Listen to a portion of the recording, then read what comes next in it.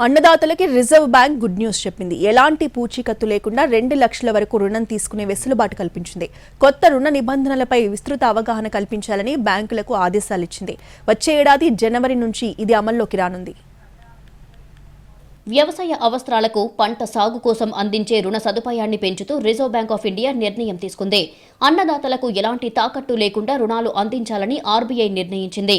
ప్రస్తుతం రైతులు ఎలాంటి తనఖా లేకుండా 1,60,000 వరకు రుణం తీసుకునే వెసులుబాటు ఉంది.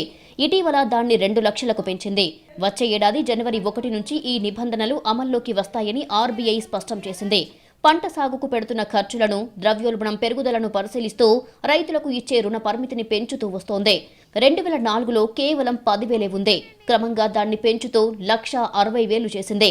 తాజాగా దీన్ని 2 లక్షలకు పెంచుతున్నట్లుగా ప్రకటించింది.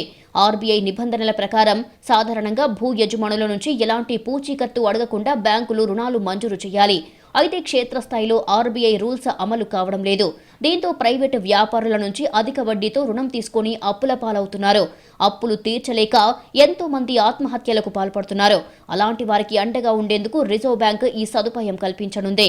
వ్యవసాయ పెట్టుబడుల ధరలు పెరుగుతున్న నేపథ్యంలో అన్నదాతలకు రుణ సదుపాయాన్ని మెరుగుపరచాలని వ్యవసాయ మంత్రిత్వ శాఖ తెలిపింది. చిన్న, సన్నకారు రైతులైన 86% మందికి ప్రయోజనం చేకూరనుంది. దీనికి సంబంధించిన మార్గదర్శకాలను వేగంగా అమలు చేయాలని సూచించింది. కొత్త రుణ నిబంధనలపై విస్తృత అవగాహన కల్పించాలని బ్యాంకులకు ఆదేశాలిచ్చింది. వ్యవసాయ రంగంలో రైతుల జీవనోపాధి మెరుగుపరిచేందుకు, వారికి అవసరమైన ఆర్థిక సౌలభ్యాన్ని అందించేందుకు ఉపయోగపడనుంది.